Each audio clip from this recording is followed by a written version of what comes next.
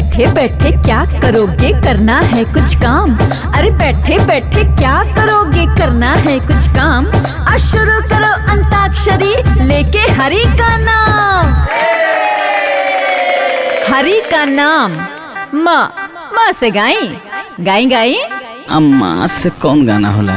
रुको रुको रुको, हम गाइब। मेकअप के पैसा भरता, आईफोन के ऑर्डर कर दा मोरे राजा। वापस हमर खाली थोड़ा कैश डिपॉजिट कर दा मोरे राजा। अरे टेंशन वेंशन छोड़ दो, भर दे हम सगरे बिल। तेरे हिल के नीचे दिल आ गया, हिल के नीचे दिल। तेरे हिल के नीचे दिल आ गया, हिल के नीचे दिल। तेरे हिल के नीचे दिल आ गया, हिल के नीचे दिल। ला से बोला लो। लस्सी कौन गाना होला? लस्सी लस्सी लस्सी। दीदी जल्दी बोल। तो हनियों को याद करो सोन, पार्टी में बैठ गेल बा लोग। आ दीदी याद कर। का भाई स्टॉक खत्म हो गई का?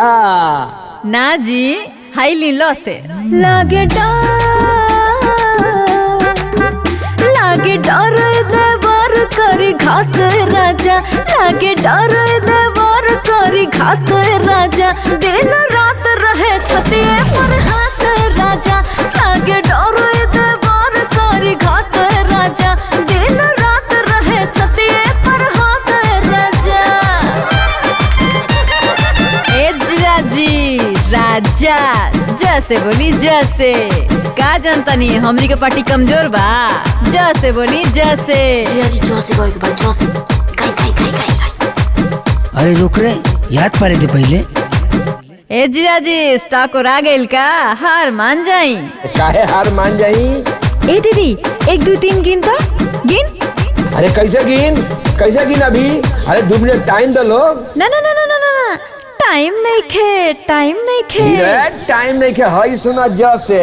जैसे गरमी में लहे लहे लहे लहे। जैसे गरमी में लहे लहे बेनिया डोले ला।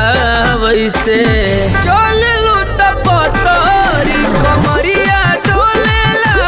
जैसे गरमी में लहे लहे बेनिया डोले ला। वैसे चल लू तपतरी कमरिया डोले ला। लो फिर से लो आ गई। ला से गावा, टाइम मत लगावा। आकी गिनती गिनी। इतना जल्दी गिनती? तनी टाइम दो। ए तोरा याद बा? जा केकरो नहीं याद। अरे केकरो नहीं खिया तो हम गा देता नी। हार मान जा। काहे हार मानी? गायब तो गावा। अब का बिहान गईबू?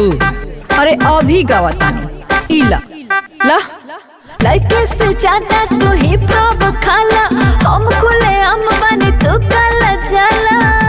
हम ले जानी। और लाइके से ज्यादा तू ही भाव खाला। हम खुले हम बनी तू काला जाला। हम कह लगेला हमर आशिक पागलेट बाजी। आशिक पागलेट बा। अब खाली हजान भर पेट चुमा चकलेट जैसन बा। अब खाली हजान भर पेट चुमा चकलेट जैसन बा। चकलेट जैसन बा। बस से बोली। बस बा। अरे जीजाजी के नहीं खिया। ए दीदी गिन।